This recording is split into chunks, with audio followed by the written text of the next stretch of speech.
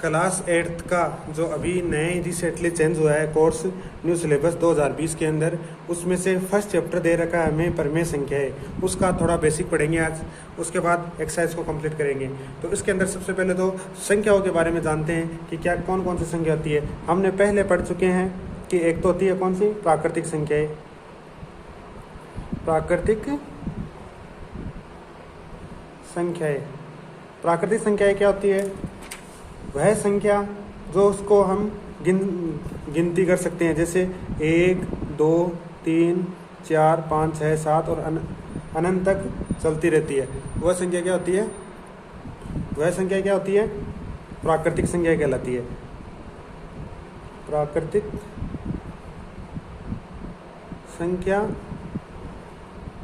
कहलाती है कि जो 1 2 3 4 ये प्राकृतिक संख्या कहलाती है। दूसरी संख्या कौन सी होती है? दूसरी संख्या होती है पूर्ण संख्याएं। पूर्ण संख्या में क्या होता है? प्राकृतिक संख्या को शामिल कर लेते हैं।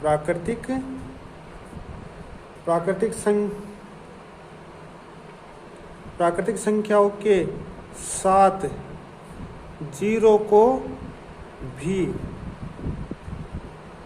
शामिल कर लेते हैं, उसे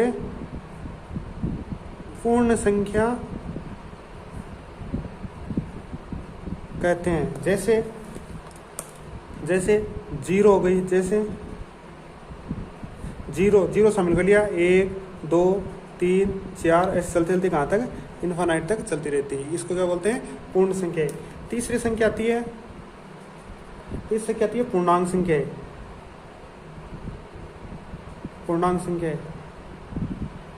पूर्णांक संख्या कौन सी होती है?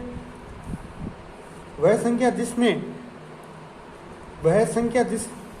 पूर्ण संख्या जिसमें पूर्ण संख्या के साथ क्या करती है? ऋणात्मक संख्या भी शामिल कर लेते हैं। तो इसको लिखना चाहते हो तो वह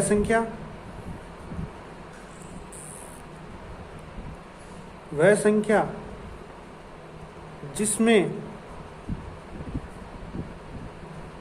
पूर्ण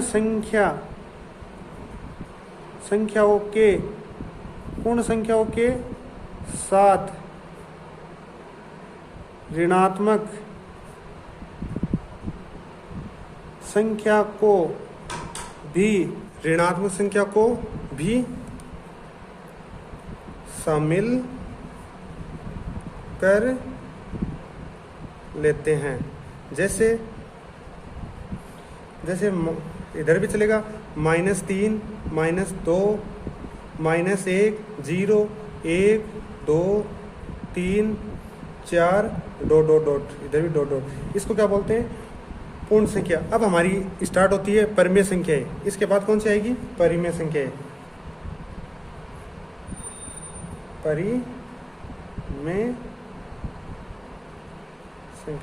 परिमेय संख्या क्या होती है? ऐसी संख्या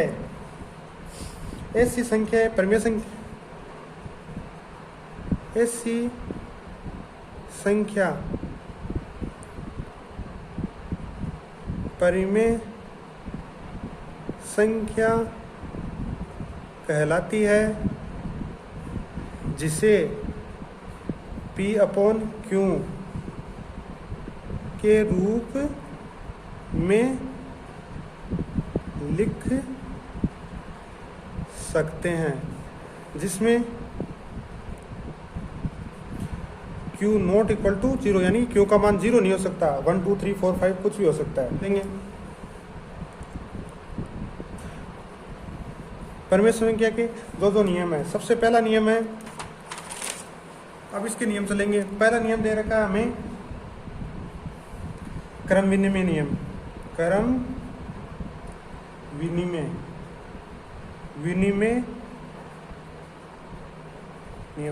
विनिमय नियम क्या होता है? जिसमें कोई संख्या दे रखी है ए और बी दे रखी है, उसका क्रम विनिमय क्या होगा? क्रम विनिमय क्या होगा? किसके लिए? योग के लिए क्या होगा? a + b बराबर, इसका क्रम चेंज कर देंगे तो क्रम विनिमय b। ये तो, और गुणन के लिए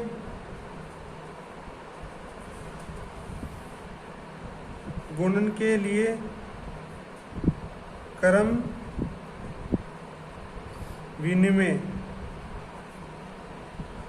नियम ए गुणा बी बराबर बी गुणा ए गुणा बी, इसका क्रम चेंज कर दिया तो क्रम विनिमय नियम हो गया। अब इसके बाद आता है सेकंड नियम। सेकंड नियम आता है, ये तो साचरीय नियम। ए और बी के लिए आएगा साचरीय नियम कौन सा होगा, जिसमें पहले तो आएगा योग के लिए साचरीय नियम क्या आएगा, साचरीय ए बी और सी, तीन के लिए होता है। साचरीय नियम होता है ए बी सी, तीन संख्या के लिए होता है, जिसमें ए प्लस बी प्लस सी, और इसमें कोष्टक में बंद कर देंगे और फिर क्या लेंगे, ए प्लस बी को कोष्टक में और सी का, तो इसको क्या बोलते हैं, साचरीय नियम। ऐसे ही गुणन के लिए साचरीय नियम होगा ए गुणा बी गुणा सी और ए गुणा बी गुणा सी। तो पहले वाले के अंदर तो क्या करेंगे, इसके अंदर गुणन के लिए इन दोनों में ब्रैकेट के अंदर कर देंगे, इन दोनों को ब्रैकेट के अंदर कर देंगे, तो ये क्या लाएगा गुणन के लिए। तीसरा नियम आता है अपना विरक्ता का नियम या वितरण का नियम या वितरण का नियम, वितरण का नियम। इसके अंदर क्या आएगा, इसके अंदर भी हमें क्या दे रखी है, संख्या कौन सी दे रखी है, ए बी और सी, तीन संख्या दे रखी है। तो सबसे पहले योग के लिए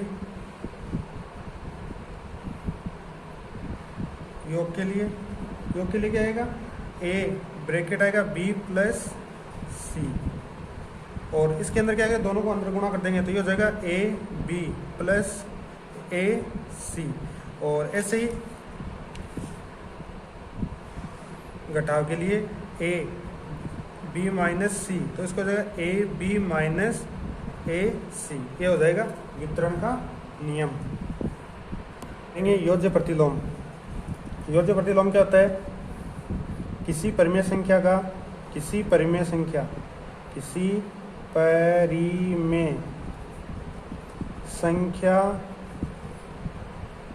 कोई परिमेय संख्या ए बी का योज्य प्रतिलोम। योज्य प्रतिलोम क्या होता है, माइनस ए बट्टे बी है, तो क्या हो जाएगा, तो माइनस ए बट्टे बी का योज्य प्रतिलोम। योज्य प्रतिलोम क्या हो जाएगा, ए बट्टे बी। अगर ए बट्टे बी कोई संख्या धनात्मक दे रखी है तो उसका ऋणात्मक हो जाएगा, अगर किसी संख्या ऋणात्मक दे रखी है तो उसका योज्य प्रतिलोम धनात्मक हो जाएगा। और आगे चलते हैं, तो आगे आएगा गुणात्मक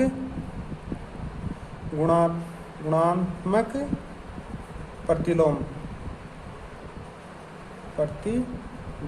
गुणात्मक के अंदर क्या होगा, गुणात्मक के अंदर होगा जैसे कोई यदि कोई संख्या a अपॉन b गुणा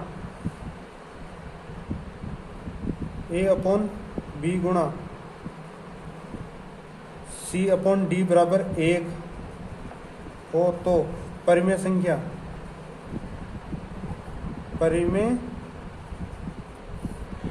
संख्या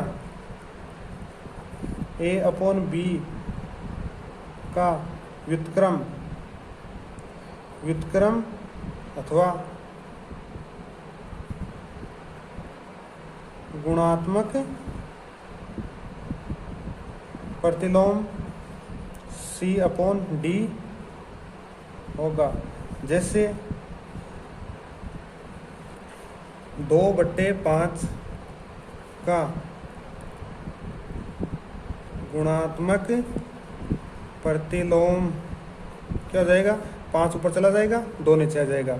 और इसके अंदर क्या होता है, जैसे 2/5 का योज्य प्रतिलोम क्या हो जाएगा, माइनस का 2/5, माइनस का 2/5, इसका योज्य प्रतिलोम हो जाएगा माइनस का 2/5। और प्रतिलोम के अंदर तो क्या होता है, ये दे रखी है। गुणात्मक प्रतिलोम के अंदर तो होता है कि जो प्लस जो दे रखा, ये रेसिप्रोकल हो जाएगा दोनों का, इसके अंदर यानी गुणात्मक हो जाएगा। और इसके अंदर क्या हो जाएगा, प्लस का दे रखा तो माइनस, माइनस का दे रखा तो प्लस का हो जाएगा।